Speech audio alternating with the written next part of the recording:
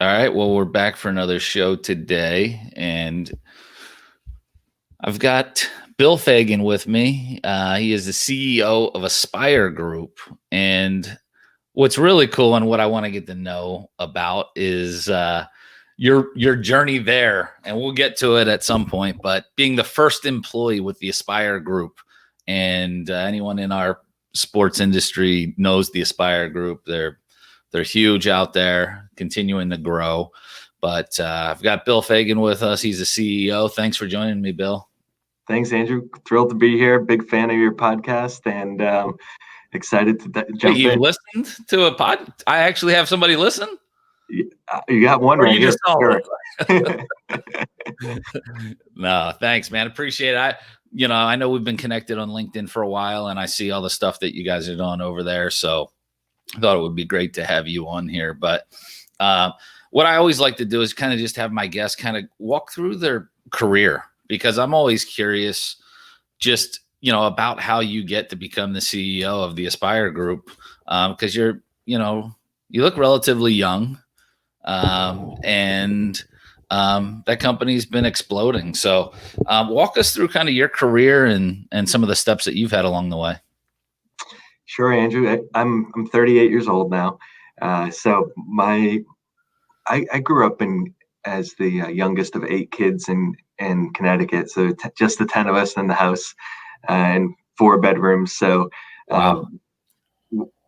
Blue collar, working class family. But being the baby, I was always surrounded by competition. That could have been competition for food, competition for attention, and obviously from that perspective, as the baby, you get to see a lot. So visited countless college campuses for the 7 kids before me, and just had a lot of exposure to various things. In high school, I played baseball and soccer, and all of my other siblings, they all ran cross country and track. So I was a little different from the start. And they all stayed close to home for college. They all stayed in New England, and I was looking to do something different yet again. So I ended up at the University of Miami, the U. And Nice.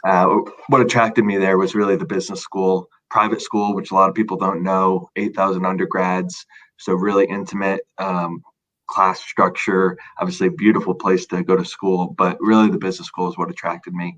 And it wasn't until my junior year that I, on a whim, took an elective class that was careers in sports. And that sort of opened up my eyes to the opportunity to actually not just be a marketer, which is what my plan was, but to be a sport marketer. And one of the guest speakers was from the Orange Bowl committee. And he said, I'm a hurricane grad myself. I like to, support hurricanes. So if there's anyone interested in an internship, come talk to me after class. And I was the only one that did. And so led to an interview, and ultimately got my first internship in the sponsorship team with the Orange Bowl that year. And it just made me hungry for more. So that season passed. The next year, I started applying for anything that was available. I ended up with a second internship with the Miami Dolphins in game operations. Exposed me to a different part of the business. What I learned there is that I wasn't really passionate about game operations. And so that was a good learning experience for me. And then graduation hit, and I applied for every job I could find online in sports business. I was close to taking an unpaid position in volleyball, actually, in California, after over 150 applications. And I was literally willing to go anywhere.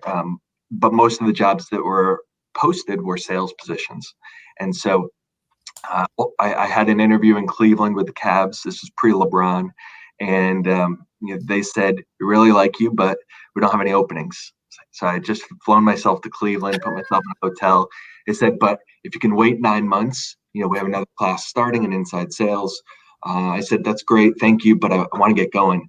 And they said, well, there's a couple of people in my network that I can refer you to. So they referred me to Phoenix Suns.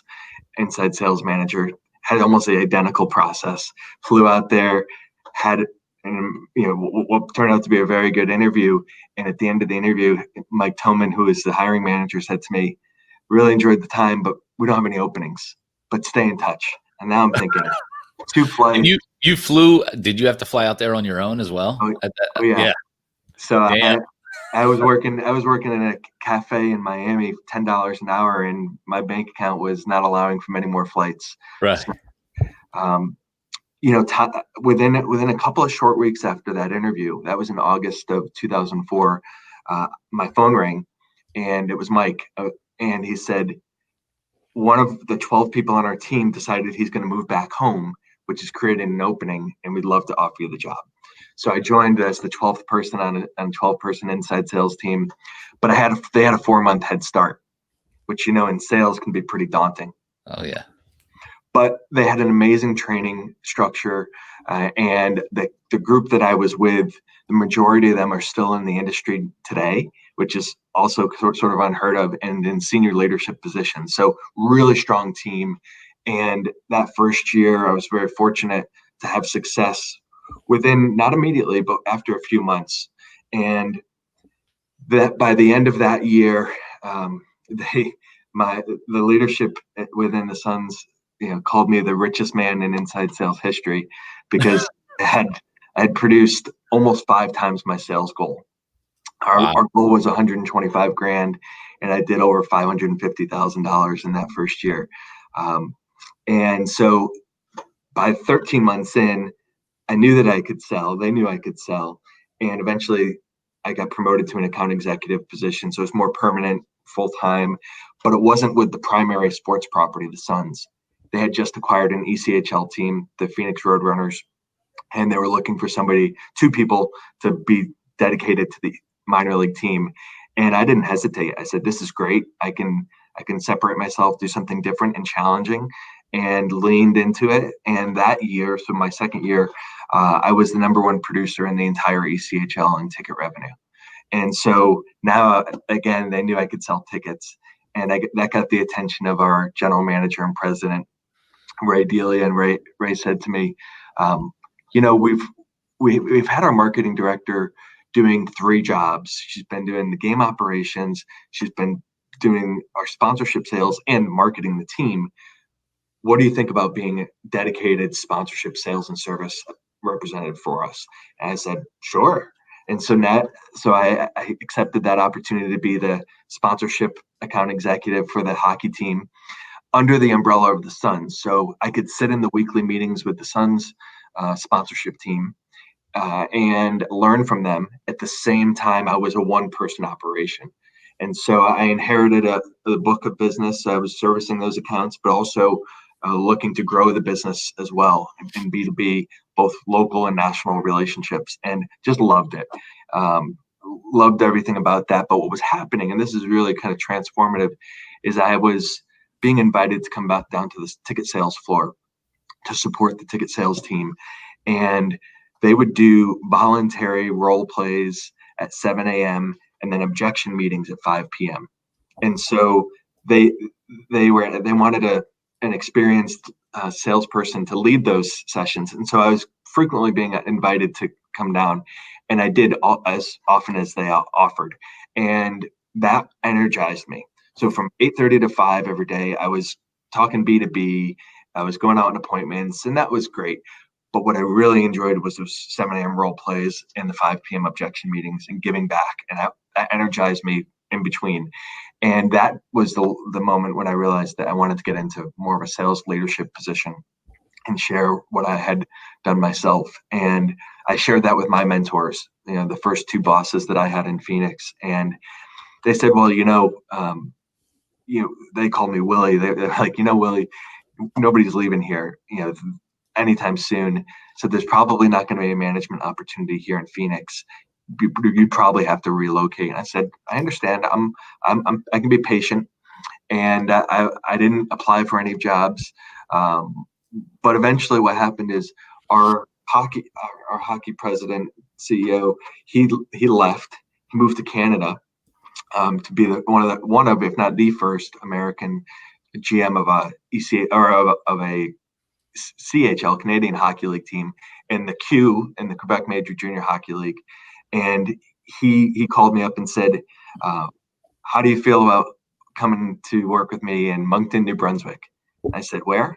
Yeah, where is he said, in Moncton. He said, look it up on the map. They look it up on the map. It's 4 time zones east of Phoenix. So it's actually another time zone east of the Eastern time zone that I'm on here in Atlanta. So that's way up there, right? You go to Maine, and then you go another 5-6 hours east.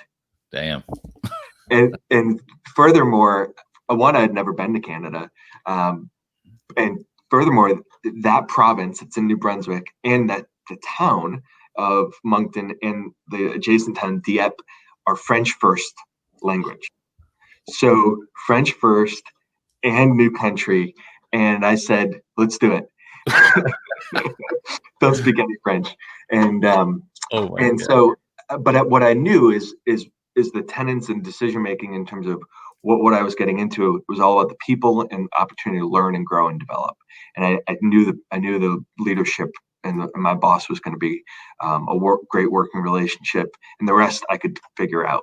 And that's what I did. And that was a risk in and of itself, because my peer group, they all had stayed in pro sports. They had the traditional path from one step to the next, and maybe they moved to a different team, but they all stayed in pro sports. And my biggest concern moving out of the country was I'm going to lose that path, that in those relationships. But what was fascinating, Andrew, is it actually brought me closer to that audience. That those friendships that I had, they were equally interested in what I was doing in Canada. And so we would communicate, we would be emailing, talking on the phone, and staying connected. And we actually became closer. And after about a year, and I had a 2-year work visa. So I was planning on being there at least 2 years, if not longer. But about a year in, my phone rang, and it was my original hiring manager, Mike, who had since moved to Charlotte. And he called me up and said, we have an opening as our inside sales manager in Charlotte with the Bobcats, now the Hornets. Are you interested? And I said, people, yes, check that box. Trust leadership and opportunity to grow. Instead of managing a couple of people in a smaller environment in junior hockey, now I would have a team of 10 or 12 staff. So both those boxes were checked, and I thought, why not? And so I moved to Charlotte, and again, was part of a really great team. Of course, on the court, Charlotte struggled significantly, but off the court, we were really strong and learned a lot. And that was my first. I really got almost like an MBA level education on how to manage and how to have structure in what you do, and lead and work with entry level staff in a very structured way. And that was very meaningful and helped shape the future. And so again, I'm really, really happy in Charlotte, not looking to move or change. And that's when opportunity found me again. And that was in Atlanta. And my phone rang. A couple different people actually reached out about what was happening in Atlanta. But they couldn't tell me exactly what it was. They could tell me it was involved Bernie Mullen, the godfather of sport marketing in our industry, and Sports Illustrated dubbed him the godfather of ticket sales. And I knew his reputation because he was the head of team marketing business operations at the NBA when I was in Phoenix. And he had been recently the president and CEO of the Hawks, Thrashers, and Phillips Arena. So he was a legend. And he had partnered with Bill Duffy, who was his CFO in Atlanta. And they had just started the Aspire Group about 11 months previously. And our company didn't have brand awareness, but their personal brands did for me. And all they could tell me is that they were looking to do something innovative in college athletics that had never been done before with a team or a school in the Southeast. They couldn't tell me the market. They couldn't tell me the school. And I said, I'm interested. And it was an opportunity to get in at the ground level. It was to build, and everywhere else I had been, they'd been established properties, and once I got the short list of interviews, I learned that the opportunity wasn't at Georgia Tech, and that was awesome. It was I'd visited Atlanta, I had friends in Atlanta, but never really imagined living there, working there. And so as I got closer and ultimately got the offer, I was thrilled to do something that was the first of its kind, which the first ever outsourced ticket sales relationship in college athletics. And that was attractive to me. There's a risk associated with that being the first of anything, but I knew that if nothing else, I was going to learn a ton from Bernie and Bill. And even if we failed, I was going to come away with a lot of key learnings that I could grow from. Yeah, no, and especially when you're younger too. I mean, you have a little bit more, ability to rebound quickly and things like that. But you mentioned when you were in Charlotte, like the structure and management side, was that something that you figured out on your own, or was that kind of through, the direction of others there that kind of really helped you through that phase? It was our leader, Mike. He had a very he taught us a very structured way, and he also taught us to feed off of each other as a management team. And so he empowered us to collaborate and work together, which I thought was a powerful message. And so he actually left in my first year, so we were leaderless. But because of the structure that he helped us establish, our leadership group came together and we just kept moving forward, even without that formal leader in place. And I think that was only because he had set us up and said, here's the things that I expect from you as a manager of people, and helped and understanding those expectations so I could manage up to him better. I knew what his hot buttons were and I knew what the greater vision was, but I knew what my role was as the leader of this team and how that worked in collaboration with the dedicated managers and directors of the other departments. How was that transition for you, kind of going from, sales to leadership? Was it like second nature, or did it take you a little time to adjust? I think it was, it's always kind of lonely the first, for some period of time, because you're no longer part of a group. I mean, particularly when you're part of a sales team, I mean, there's something just powerful about the strength of the team, the way you can bounce off each other, the competitive spirit, the sales scoreboard, and that collaboration. I think when you get into that management or leadership position, it's different. You have access to some more maybe confidential information. You have a bigger responsibility, and everything you do, your actions speak louder than your words. Frankly, one of the phrases that was taught to me was, "You're always in the spotlight." And that's true. You don't have to be the CEO in order to be in the spotlight. I mean, you're always on stage. And I think acknowledging that and understanding that from day one was a valuable leadership lesson, that not only what I said, but what I did and how I did it really mattered. So preparation and being prepared for a meeting, being prepared for one-on-one and not just winging it, that allowed me to be a better leader for our teammates. And because I came up in a culture that sort of emphasized that and made it easier for me to lead that way. And although I had multiple different managers that led me in different ways, that's what I gravitated to, that kind of structure, that kind of one-on-one relationship building approach that would empower people and then get out of the way.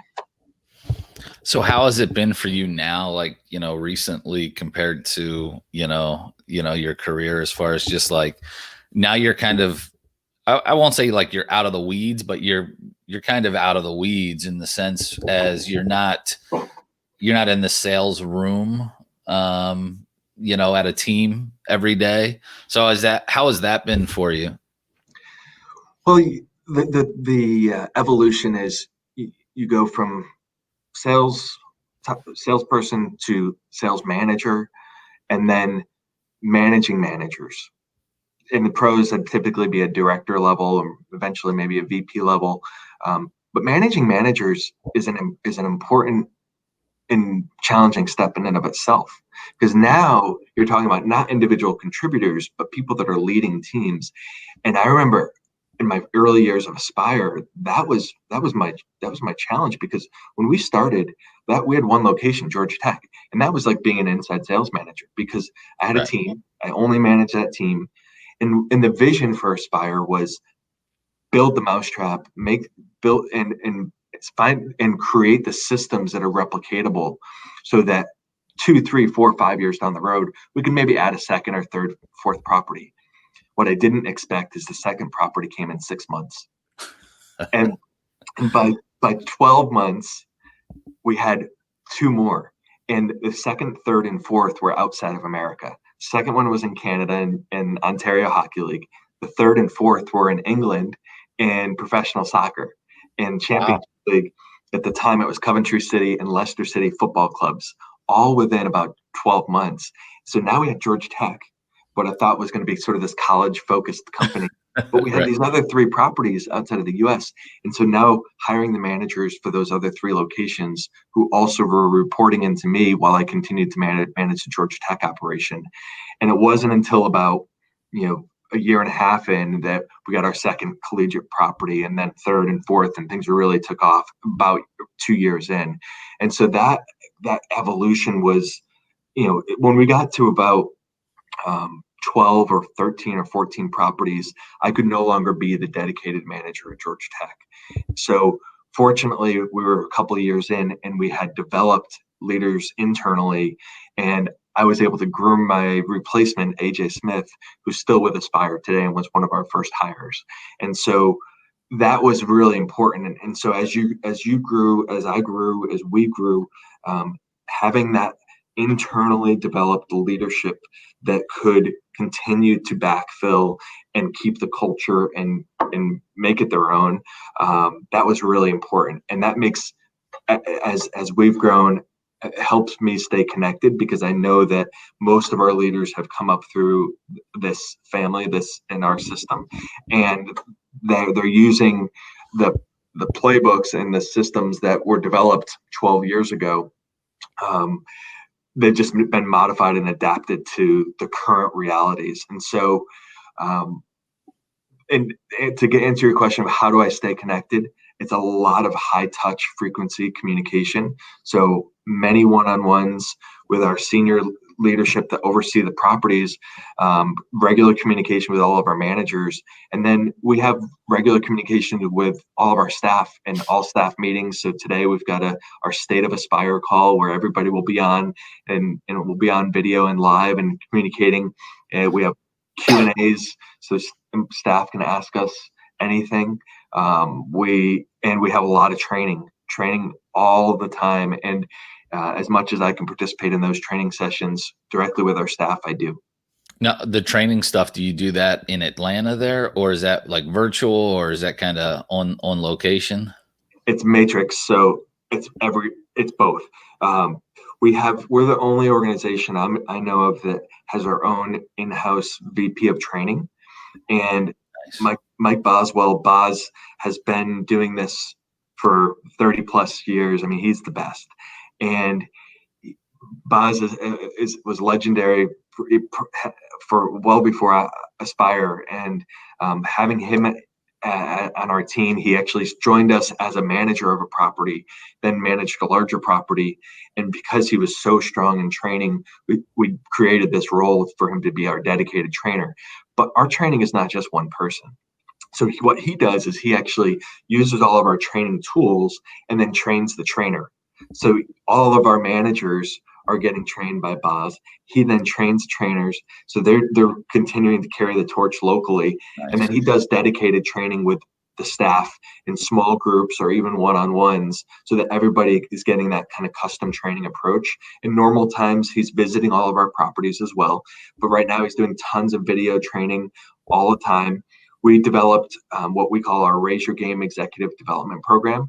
And it is a 20-session MBA level course where once a month, all of our staff get an opportunity to participate in these Raise Your Game sessions. They're about an hour long, and they are now they've now been modified to have embedded video along with, so they can be interactive. So a manager at the local level can be using this training tool, and it pauses and it asks the local manager to lead discussions on whatever the topic is.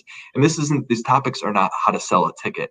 These are life and business skills and sports business skills. So I'll give you an example.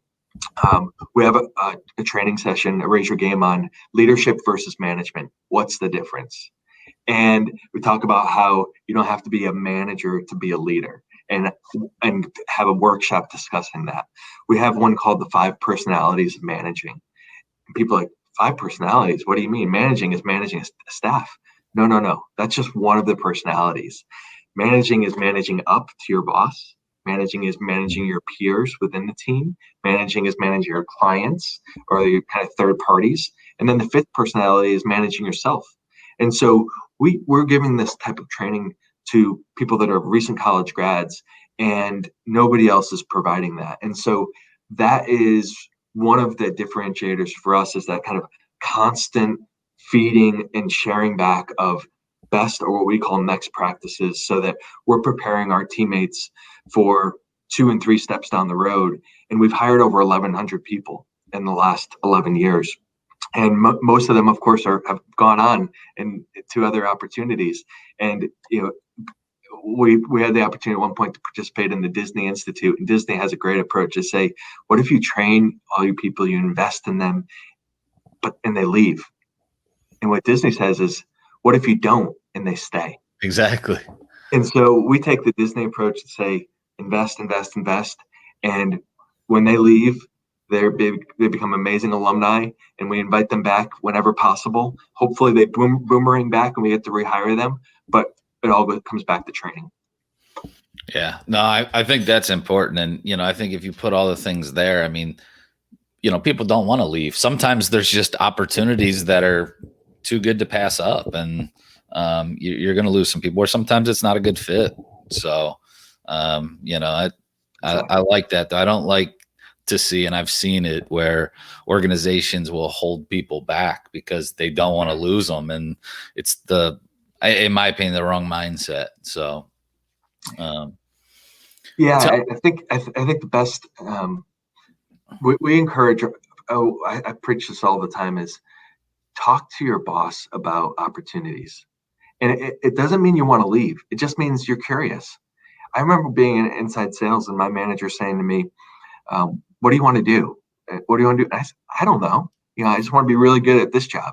He's like, well, no, what do you want to do? And then eventually he would ask me in every one-on-one, what do I want to do? So I felt like I had to give him an answer. So eventually I gave him an answer, and I said to him, all right, I want to work in Major League Baseball, and I want to move closer to home in Connecticut.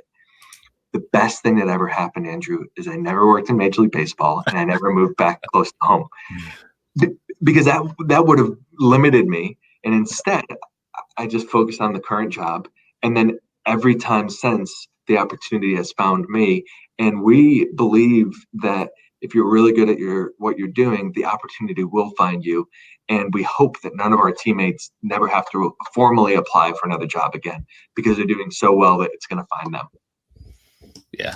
I mean, I think that's key. And, I was just talking to really almost every guest that I've had on here about the importance of relationships. And I mean, just from you going through your career, I can count multiple relationships that played a factor in, part of your development, and career path. So relationships are huge. So the young people out there need to understand, those relationships can be great, or they can, block you.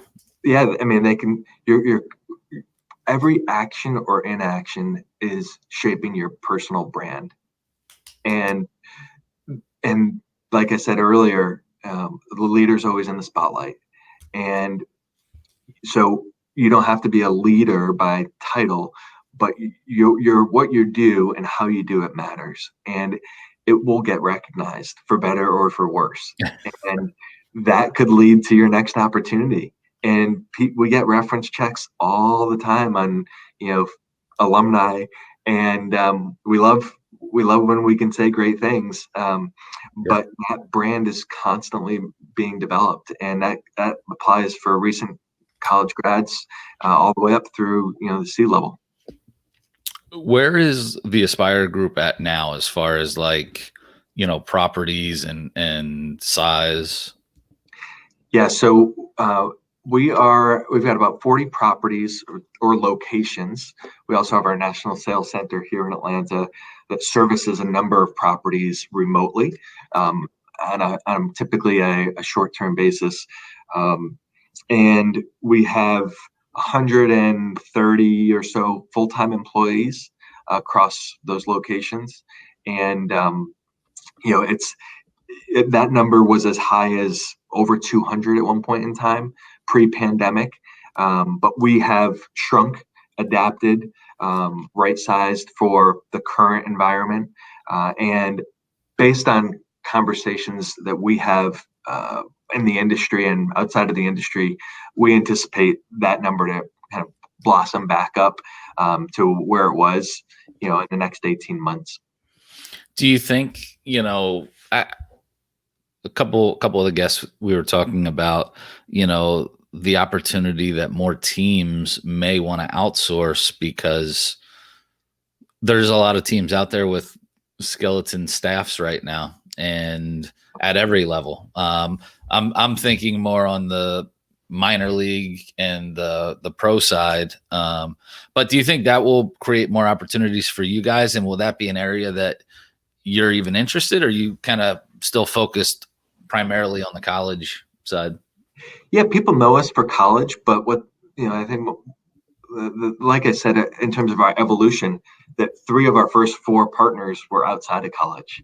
And we've worked with over 100 universities and over 50 pro and minor league sports properties. And so those relationships, we have a track record in both. The difference is that in the pros, historically, it's been in-house structure. I think that's changed slightly, and it will continue to evolve, because if an organization maybe doesn't want to take the risk of hiring a full-time dedicated staff, then there is a lower risk of outsourcing that and having somebody else be totally focused, laser focused on it. And so that's what we do.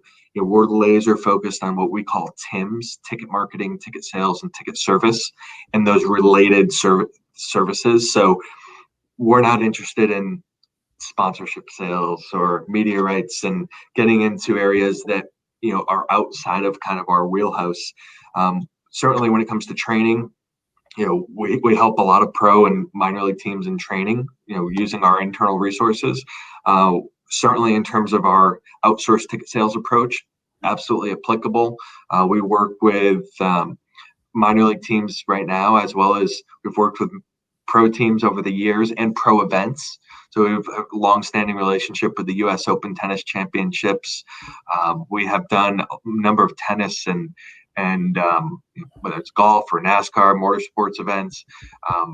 And so that I think will continue to grow. I think what we hear from our colleagues in the pros is that they may not have an inside sales staff right now. They're not sure if they're going to have one in the future. So what that means in terms of how we can fill the void, TBD, but we're available. And then in terms of our kind of strategies and tactics, we have our own in-house consultancy that does strategy, analytics, and marketing. And so oftentimes we're asked to work with a pro team on helping them build their ticket pricing, and ticket related strategies.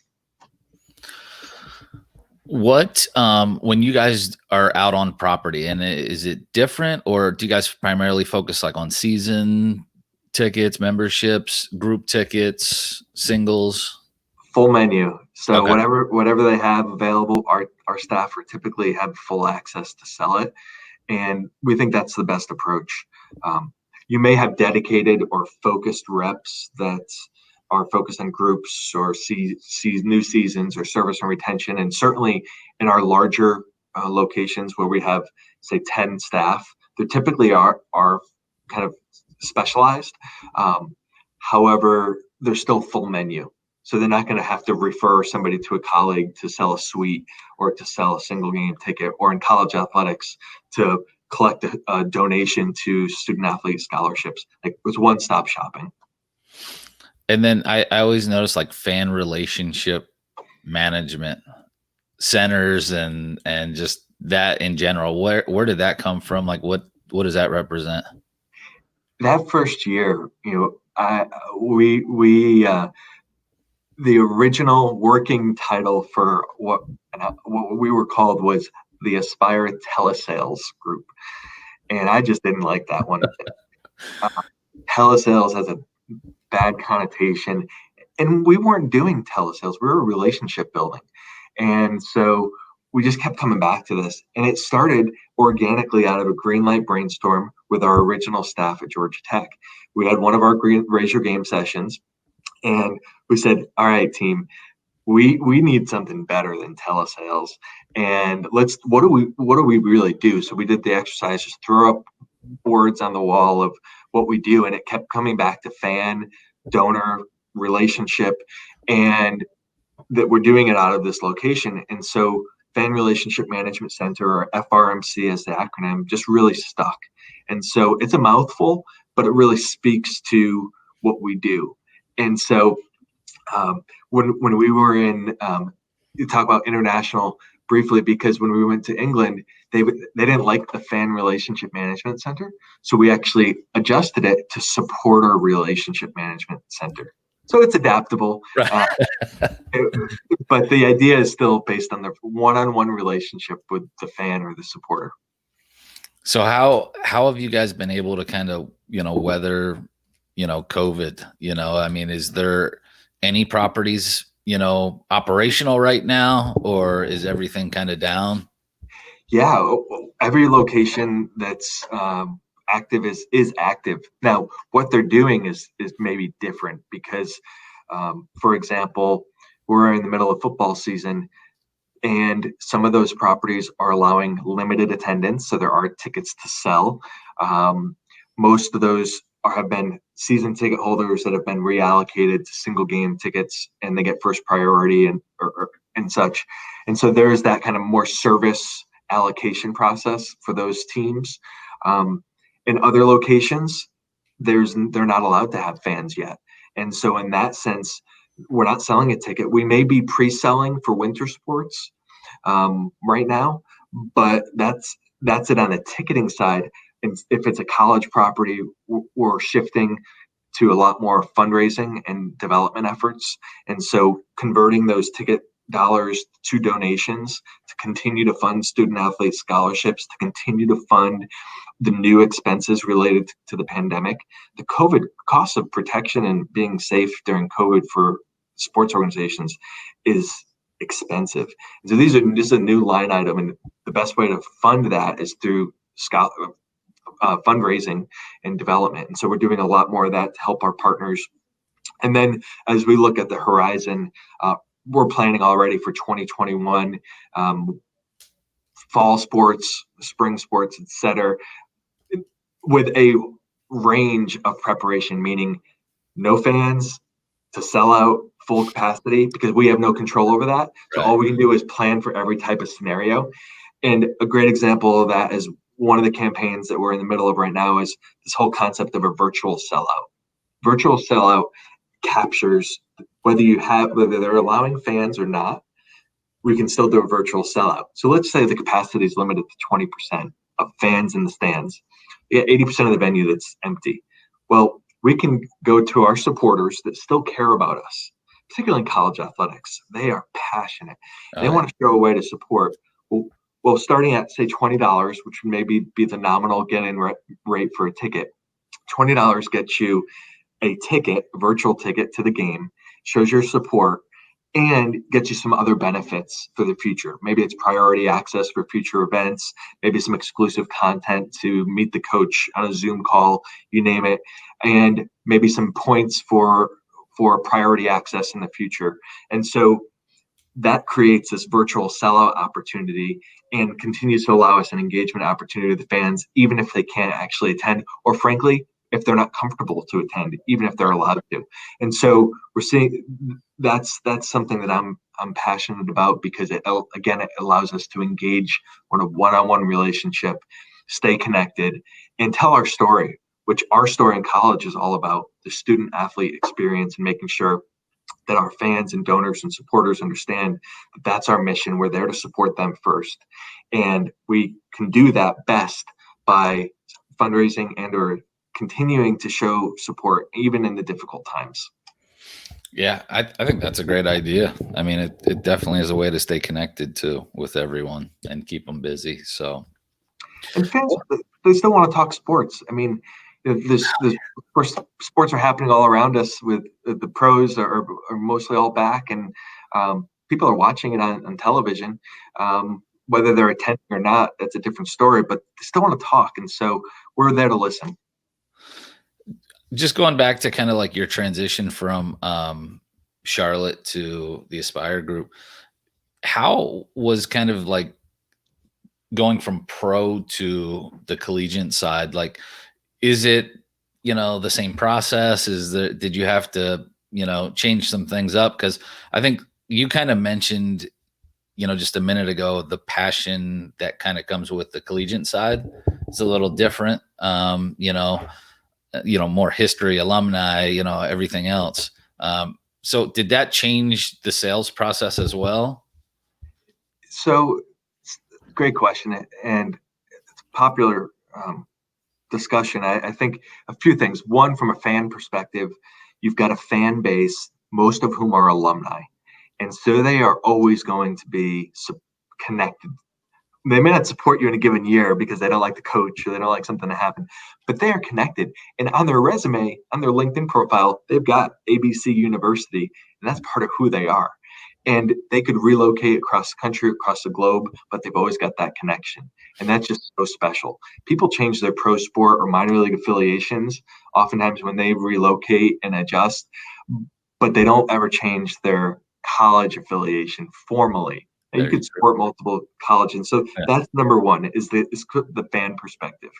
From a business perspective, it's more similar than it is different. I think the difference is that in college, you've got that fundraising and development component, whereas in the pros, it's a transaction to sell or buy a ticket, and that's what you get. In college, you're buying a ticket, but there's also a donation attached that's going directly to support the athletic department. And so that story is very different. It's funding literally a scholarship that the athletic department is having to pay back to the central campus to educate the student. And so very different. And so that is, and then I think finally being kind of a third party, it has, early on, it was an adjustment, I think, for our partners to understand like how to use a third party appropriately, and that third party in best case environments is actually part of the team and part of the family. And that's one of the keys to success. We look at all of our relationships over the course of time. The ones that work, they always bring us in and we have a seat at the table. Our leader is at the table and they have a voice, and there's great collaboration. I think it's crucial. And I was kind of curious about that, because I was like, I could just see some places probably being a little like them, and instead of us, so it's a two-way street. You gotta, we tell our leaders, you gotta lean in. It's all about the one-on-one relationship that they build with the people on that campus location. And typically it's not a unanimous vote to outsource. So there's going to be cheerleaders. There's always at least one cheerleader, but there's going to be some detractors because you may have replaced somebody else's job. Not typically, because we're typically doing something that hadn't been done before, but sometimes we are replacing. And so we've got to overcome that by proving that, we're human and we're there to help. And that we only win when they win. And so it can't be lopsided relationship. It's got to be one team, one goal, and that's when it works. What's the future of the Aspire Group look like? Is there growth plans in place, or are you guys kind of happy where you're at? We've always prided ourselves in being focused. We do the job that oftentimes others don't want to do, right? And so they're on tough days, and particularly now, we remind ourselves that we're in business because our partners don't want to do this job. Right. And whenever there's a challenge, another obstacle, we think to ourselves, is that something that is a strength of ours where we can lean in and help? Not, oh no, there's a storm, but how can we actually help fill that void? And so we have evolved, and our partners often come to us and say, hey, I know it's not really your primary responsibility, the box office and ticket operations, but would you consider doing that for us? And we say, yeah, it fits within the kind of core of what we do, so happily. Or they say, we need some help in digital marketing. We're down a person or two in marketing areas. And if we can focus on the ticket related marketing, then absolutely it makes sense to support that area. And so as we look at the future, it's the adjacent line businesses where there's opportunities to support. And so I think that's where the growth is. It's not far from where we are. And so if it's fan focused, if it is related to ticket marketing, sales and service, and those related kind of consulting areas, then absolutely. If it's another menu item that a fan would be interested in, that maybe doesn't exist today, like, yeah, we probably would consider exploring that. And so we're probably not radically different in 5 years or 10 years, but I think we're more digital. We're using more technology. We're more database centric. And at the core, though, it's still about the one-on-one relationship. So it's not a full tech replacement. It's that relationship that's paired with technology, and that we're continuing to serve our partners in whatever their future needs are, because the expenses to run business, to run athletic departments, to run a team at any level remain and or continue to increase. And so are there efficiencies in outsourcing or partnering with us? And we believe there are, and there will continue to be.